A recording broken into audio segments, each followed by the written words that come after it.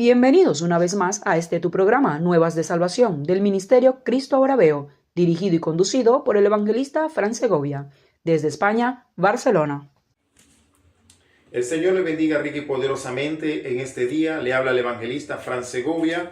Estamos complacidos en traerle un estudio del libro de Hebreos para toda nuestra amada audiencia, nuestros seguidores en las redes sociales del programa Nuevas de Salvación. Aleluya. Así que hay una singularidad con respecto al Mesías Yeshua. A ninguno de los ángeles dijo Dios alguna vez, adora a este ángel. Pero con respecto al Mesías Yeshua, que es el eterno Hijo de Dios, que no es un ángel en nuestra forma de pensar, porque todos los ángeles fueron creados. Nunca hubo un momento en que el Mesías no existiera. Y concluimos el estudio pasado con esa declaración del Salmo 97:7, donde leemos que todos los ángeles de Dios lo adoren. Ahora, en nuestro estudio de Hebreos, vemos que el Mesías debe ser adorado. Habla aquí de la divinidad del Mesías. Bueno, comenzamos el estudio pasado sobre la epístola de los Hebreos. ¿Y cuál es el principal deseo del autor de esta epístola? Es que nosotros sepamos quién es el Mesías y qué ha hecho. Ahora, este autor, en medio del capítulo 1, está hablando de la divinidad del Mesías. Él nos dijo que Él es el único Hijo engendrado de Dios. Y por lo tanto, basado en esto, todos los ángeles de Dios, y no solamente los ángeles, sino también todas las personas, la creación entera debe adorarlo. Así que abra su Biblia en el libro de Hebreo, capítulo 1, para comprender más y más acerca de la persona y de la obra del Mesías Yeshua. Estamos en el primer capítulo del libro de Hebreos y mire conmigo hasta donde terminamos la semana pasada. Y eso fue en el versículo 7. La palabra dice aquí y nos habla de dos situaciones y la vamos a comparar. Él dice en el verso 7 lo siguiente, así: en cuanto a los ángeles, dijo, ¿o a quién de los ángeles? Y él está hablando sobre estos ángeles. El que los hizo su espíritu, es decir, los hizo ángeles espíritu, y su ministro llama de fuego. Entonces, esto es bastante impresionante porque vemos que Dios hizo a los ángeles para ser espíritu, es decir, seres espirituales, y son llamas de fuego. ¿Qué trata de decirnos esto? Esto nos indica que son manifestaciones de la gloria de Dios.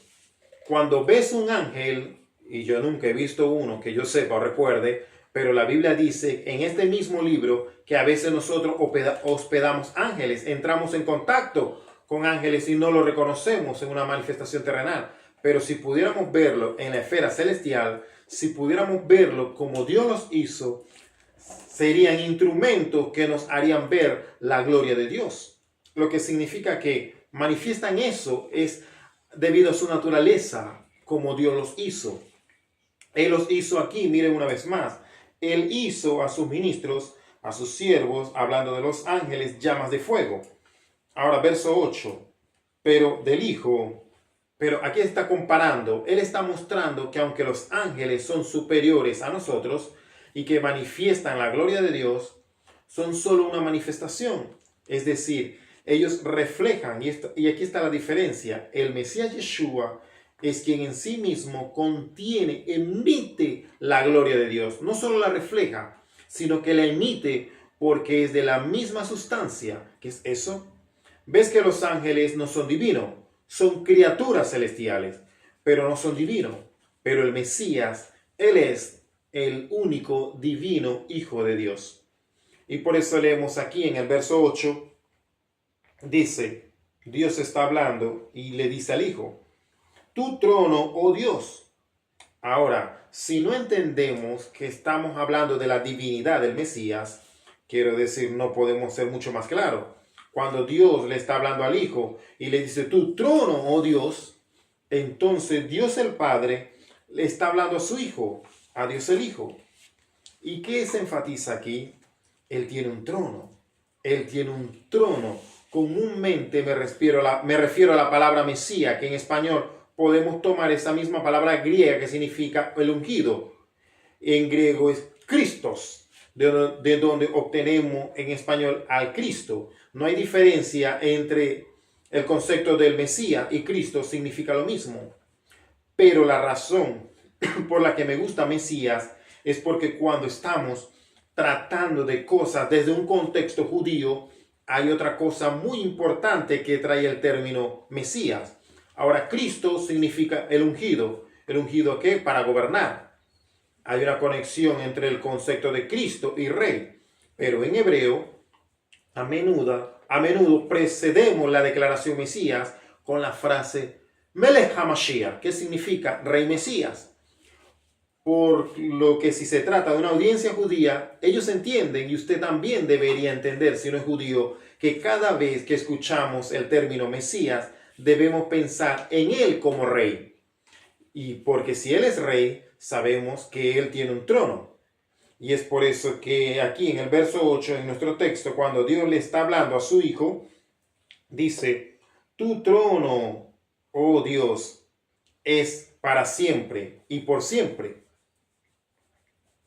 Ahora simplemente nos está enseñando lo que el profeta Isaías nos dice, por ejemplo, cuando buscamos en Isaías capítulo 9 y habla de este llamado Hijo, Hijo nos es dado, Hijo que es el maravilloso consejero, Dios poderoso, Padre eterno, príncipe de paz. Si continúan leyendo allí en Isaías capítulo 9 y en los versículos 5, 6 y 7, se habla de esto. Su trono es eterno, que su gobierno y dominio será para la justicia y la rectitud, no tendrán fin. Y esto es exactamente lo que nos dice. Él nos dice, tu trono, oh Dios, refiriéndose al Mesías, es para siempre y para siempre. Y tu cetro toma el mismo concepto de Isaías y de otros lugares de los profetas y toma el término rectitud, que es un término que se refiere a la justicia, a la igualdad, lo que es justo y apropiado, lo que se mantiene en el carácter de Dios. Entonces vemos aquí que el reino de Dios, que el Mesías, su único hijo, va a heredar, él va a establecer y él va a gobernar. Será un reino que refleje las cualidades, la naturaleza misma, la esencia de Dios.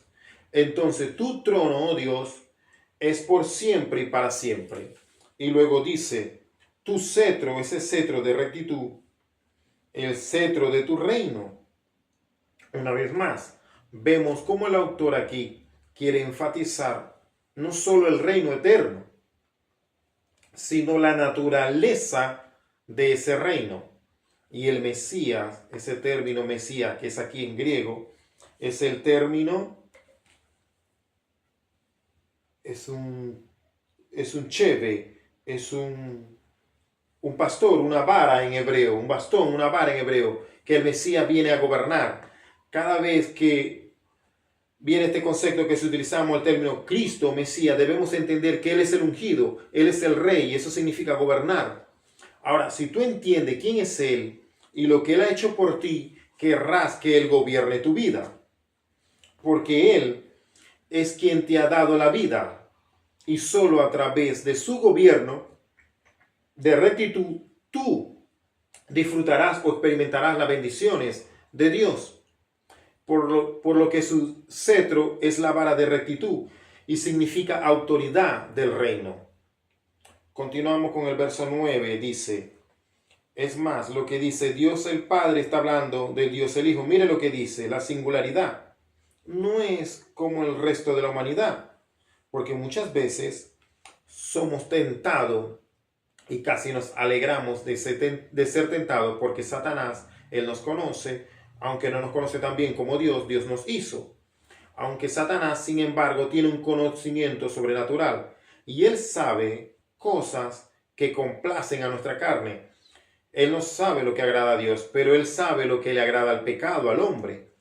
y por tanto Él pone la tentación frente a nosotros y con mucha frecuencia somos rápidos para responder.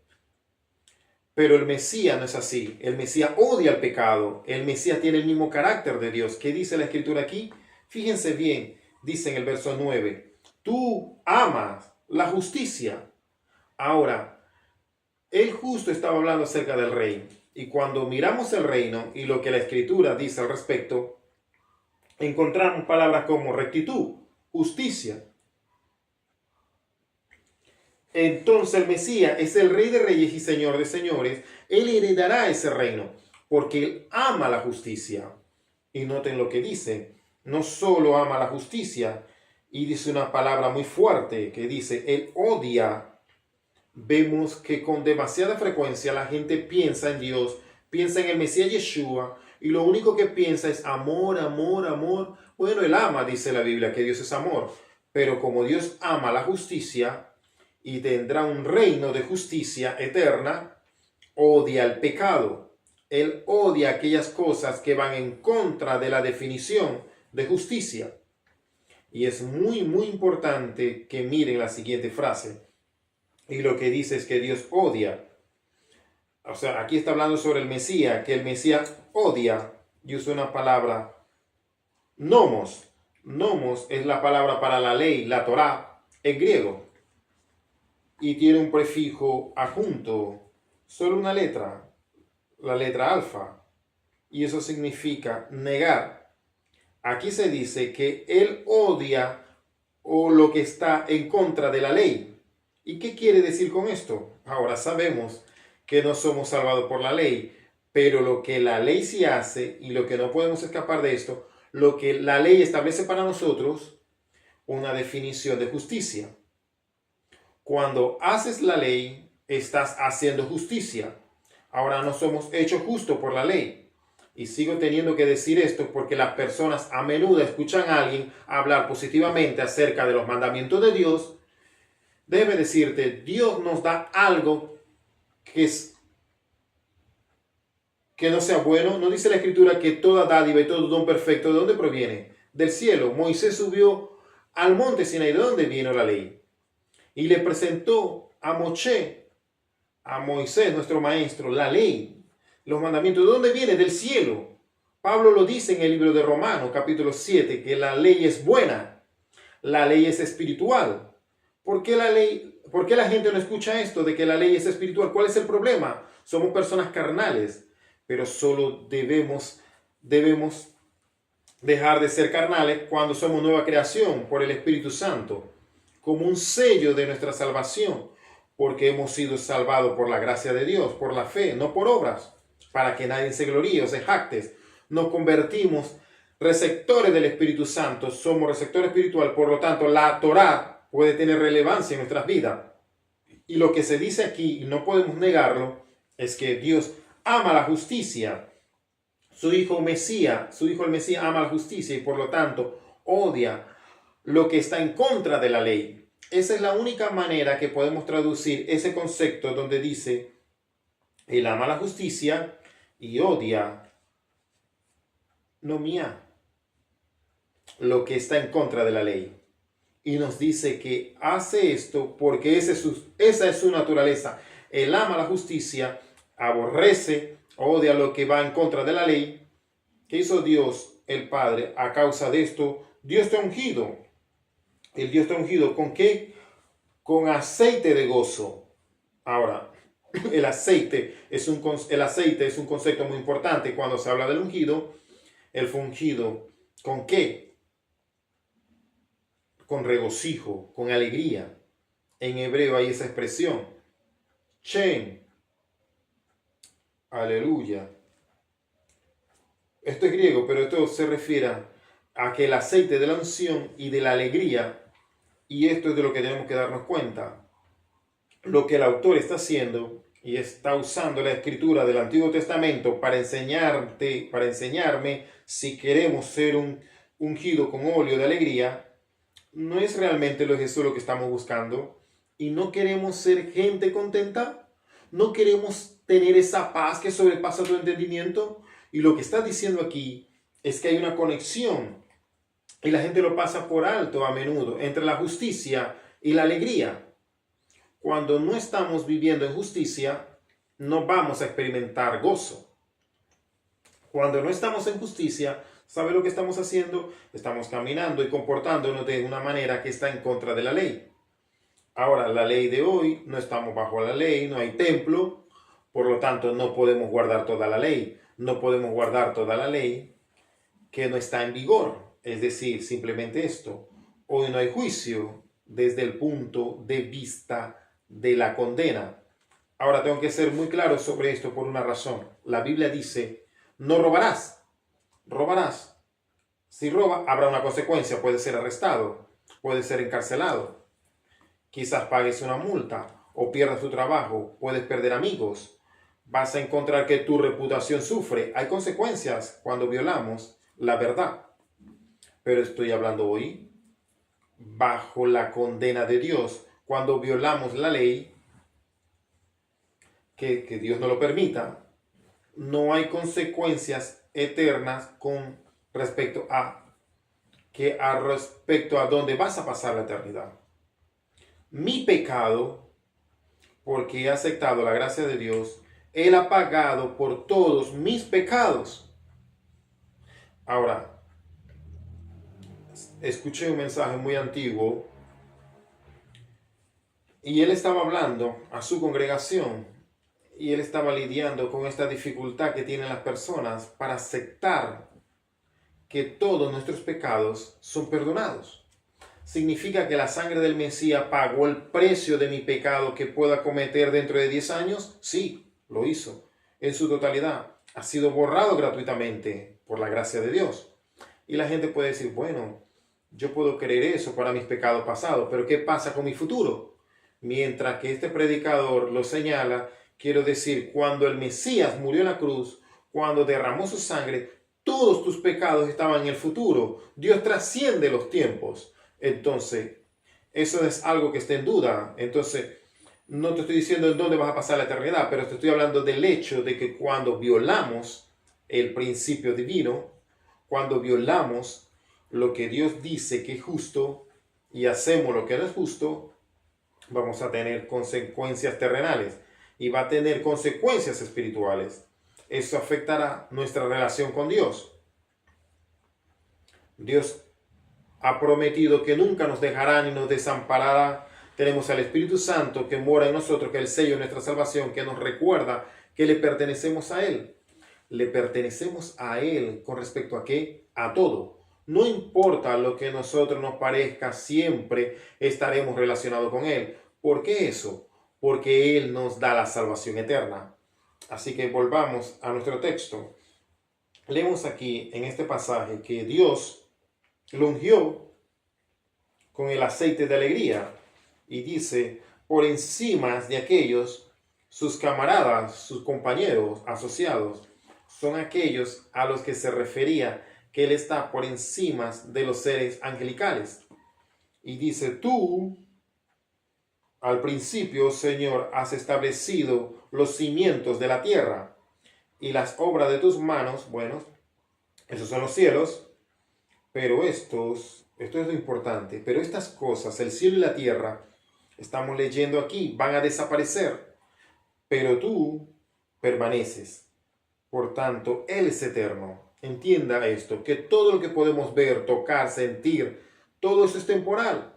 Se eliminará en algún momento, pero las cosas relacionadas con el Mesías, Él mismo y todo lo que están en un pacto eterno con Él en el Evangelio, somos eternos. Aleluya. Vamos a permanecer para siempre. No se va a acabar, pero todo lo demás sí. Y los que no lo conocen, ¿cómo son? Simplemente buenos, que dice, todas estas cosas perecerán, pero tú eres eterno. Todo lo demás es como una prenda de vestir. Se hará vieja, se volverá vieja, y la clave es de entender que serán eliminados. Mira el verso 12, dice, así como utiliza una frase diferente como la prenda, dice, se trata así como de ropa, así igual que la ropa o un manto cuando lo enrollas, y lo que se habla esto es, la ropa estaba desgastada, pero de vestida que se desgastó, se enrolló y se usó como trapos. Y finalmente se lanzaron, y cuando lo tiramos, o cuando comenzamos a usarlo para trapos, para reemplazar, y eso es lo que él dice, cuando la ropa se enrolla y se reemplaza, pero tú eres el mismo. Miren cómo nuestra ropa se desgasta, sucumbe a los efectos de la edad y el tiempo. Pero Dios, y estamos hablando del Hijo de Dios, Él es el mismo para siempre, y dice, con respecto a sus años, no llegan a terminar, no tendrán fin, no terminan. ¿Por qué? Porque Él es eterno. Ahora habla, ¿a cuál de los ángeles dijo Dios alguna vez, siéntate a mi mano derecha hasta que ponga a tus enemigos como estrados debajo de tus pies? Aquí se habla de cómo va a gobernar el Mesías. Ahora mismo, ¿dónde está Él? Bueno, sabemos dónde está. Ya vimos que en la primera parte del capítulo 1, donde leímos que después de hacer limpieza por el pecado, Él se sentó a la majestad, a la diestra de Dios, el Padre, y allí está haciendo intercesión por nosotros. Ahora, esa intercesión, quiero referirme a algo que hablo. Esa intercesión no tiene nada que ver con los medios de nuestra justificación. Es decir, la intercesión continua que Él hace en medio de su pueblo no es para mantener nuestra salvación, no.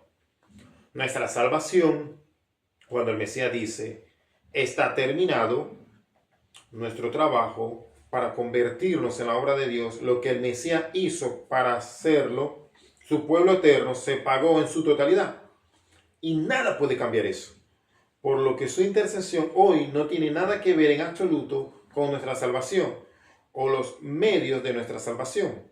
Ahora, su intercesión hoy tiene que ver con que seamos santificados en este mundo. ¿Qué significa esto? Bueno, la santificación tiene que ver con apartarse para un propósito.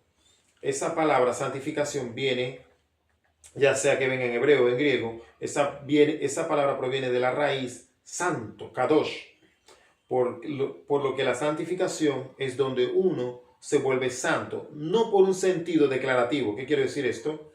Bien, cuando alguien acepta al Mesías, es decir, reconoce su pecaminosidad y deposita su confianza en el Mesías, en la crucifixión, en la sangre que derramó, en la muerte en la cruz, y que se confirmó que el pago fue recibido por Dios por medio de la resurrección. Cuando confesamos eso, cuando creemos en nuestro corazón y confesamos con nuestra boca que Dios lo resucitó de entre los muertos, recibimos la salvación eterna. Está establecido por Dios. Y si miras en algún momento en el nuevo pacto y lo que se dice acerca del nuevo pacto en Jeremías 31, ¿qué leemos allí? Que es mantenido por Él. ¿Por qué? Bien, el antiguo pacto, ya ves, podríamos romperlo, pero el nuevo pacto, incluso cuando pecamos, Dios dice, ya no recordaré sus pecados, los alejaré, como el este está al oeste. Entonces nuestros pecados no va a destruir esa relación de pacto. Tenemos la salvación eterna, que no puede ser alterada o cambiada. Pero lo que está diciendo aquí es esto, el Mesías, después de que hizo esa obra en su plenitud de salvación, limpiándonos de nuestros actos injustos, esas cosas pecaminosas que hemos hecho, se sentó a la diestra de Dios y hace la intercesión eterna por nosotros. Y lo está haciendo hasta que se establezca el reino. Y eso es lo que tiene que ver esta referencia en el verso 13, donde dice, siéntate. Esto es una referencia a la cita del Salmo. Siéntate a mi mano derecha hasta que ponga a tus enemigos por estrado de tus pies. Y en el versículo 14, el último verso del capítulo 1, dice así. Ahora, están hablando de los ángeles ahora acá, dice, no están a lo largo de este primer capítulo, muestran al Mesías. Recuerda que lo estamos tratando. Estamos hablando de saber de quién es el Mesías.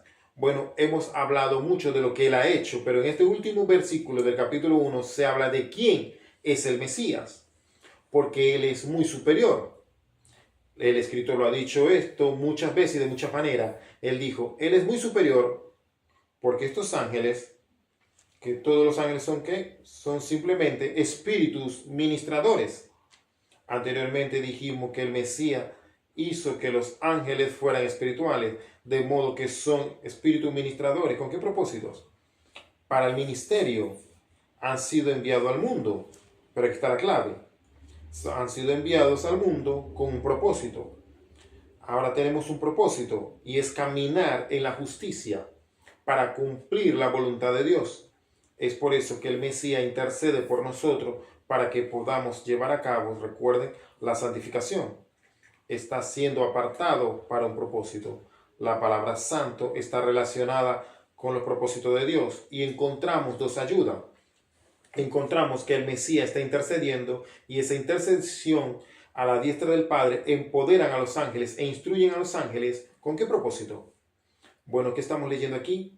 Vemos, ¿acaso no son todos ellos, es decir, todos los ángeles, no son ellos espíritus ministradores, espíritus enviados al ministerio? Por esta razón fueron enviados al mundo. ¿Para quiénes? Dicen, a causa de los que están por, esto es importante, por lo que están por heredar la salvación. Ahora, cuando hablamos de estar por heredar la salvación, no estamos hablando del primer aspecto de la salvación, de lo que llamamos ser salvo o ser hecho justo, de esa justificación, de ese perdón de los pecados, donde nuestra relación con Dios es sanada. No estamos hablando aquí de eso. Ese es el aspecto fundamental de la salvación. Pero aquí, cuando dice aquellos que están a punto de heredar la salvación, estamos hablando del resultado de la salvación, y eso es la entrada en el reino. Encontramos que hay espíritus ministradores, que son los ángeles, que están facultados por, además de la intercesión por nosotros, para el ministerio, para que podamos servir a Dios, hasta el momento en que heredemos el resultado de nuestra salvación, y ese es el reino. Vivimos de acuerdo a la verdad del reino, pero en el futuro, cuando regrese el Mesías, ese reino se establecerá y vamos a estar en ese reino. Y esa es la gloriosa promesa que tenemos. Pero hasta ese momento se supone que seamos sus servidores. Bendito sea Dios para siempre. Y le damos gloria a Dios por esos ángeles. Recuerden, Jesucristo viene. No se lo olvide. Jesús viene por un pueblo apartado, santo, lavado por la sangre de Él que fue derramada en la cruz del Calvario. Jesús no viene por ninguna denominación, querido hermano y amigo que me ha escuchado en este día. Que el Señor me les bendiga rica y poderosamente. Shalom, bendiciones. Vamos a orar un momento. Necesito orar por las personas que se encuentran enfermas en este momento. Padre, en el nombre de Jesús, te bendigo, te alabo, te exalto, te doy la gloria, la honra, la adoración, porque tú eres Dios, porque no hay otro fuera de ti. Tú eres eterno, todo lo que podemos ver y no ver, Señor, tocar, sentir, desaparecerá. Tiene su fin, pero tú eres el mismo de ayer, hoy, por los siglos. Yo oro por los enfermos en esta hora. Oro por todos aquellos que se encuentran enfermos. Todos aquellos que tengan enfermedades terminales, que estén en agonía, que se encuentren en terapia intensiva, que lo hayan desahuciados, aquellos que tengan cualquier dolencia, aquellos, Dios mío, en el nombre de Jesús, que tengan un diagnóstico médico alterado en sus cuerpos, en sus órganos. En esta hora envía tu palabra, Señor. Tu palabra dice que tú envías tu palabra y son sanados. Que tu palabra es medicina para nuestro cuerpo y refrigerio para nuestros huesos. Eres tú quien sana todas nuestras dolencias. Sana ahora, Señor, en el nombre de Jesús, por tu misericordia toda dolencia. Por las heridas del Mesías fuimos curados, fuimos sanados, son sanados, son sanados. Sana cada órgano, cada tejido, cada hueso, vientre, sana seno, glúteos, sana aparato digestivo. Sana, Señor, en el nombre de Jesús, aparato respiratorio, páncreas, hígado, colon, células, la sangre, los huesos, los tendones, Señor, las articulaciones. En el nombre de Jesús, llévate toda maldición. En el nombre de Jesús, de esos cuerpos no le pertenecen. Permíteles que experimenten tu sanidad, Señor, en esta hora. En el nombre de Jesús de Nazaret, levántate de esa cama.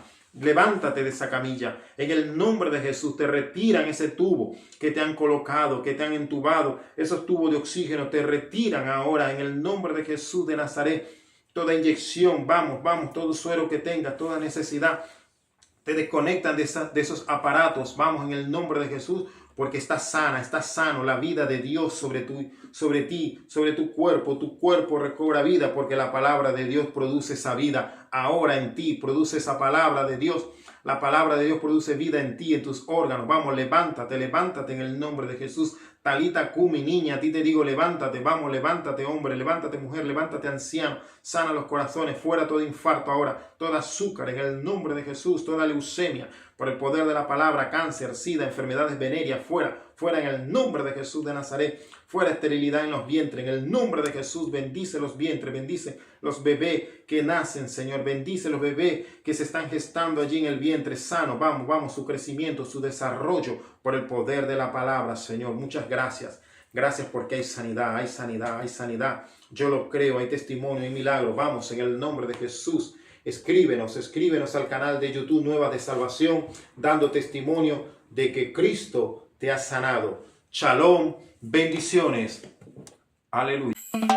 Cristo me dijo que vendría otra vez, que vendría otra vez, que vendría otra vez. Cristo me dijo que vendría otra vez, que vendría otra vez, que vendría otra vez. Yo lo estoy esperando. Yo lo estoy esperando. Cristo me dijo que vendría otra vez, que vendría otra vez, que vendría otra vez. Cristo me dijo que vendría otra vez, que vendría otra vez, que vendría otra vez.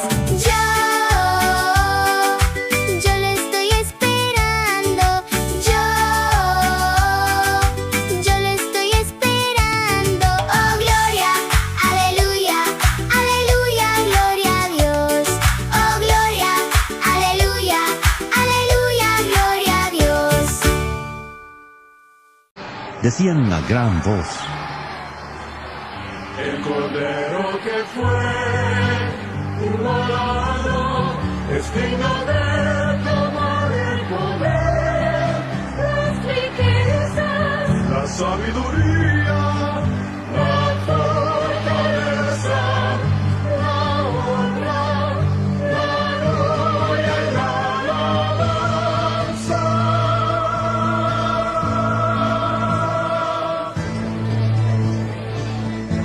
a todo lo creado que está en el cielo, sobre la tierra, debajo de la tierra y en el mar, y a todas las cosas que hay en ellos. Oí decir: Aquí está, sentado en el trono y al Cordero, sea la alabanza, la honra, la gloria y el poder, por los siglos de los siglos.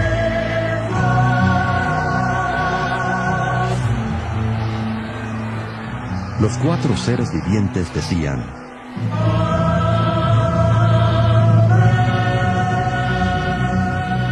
y los 24 ancianos se postraron sobre sus rostros y adoraron al que vive por los siglos de los siglos.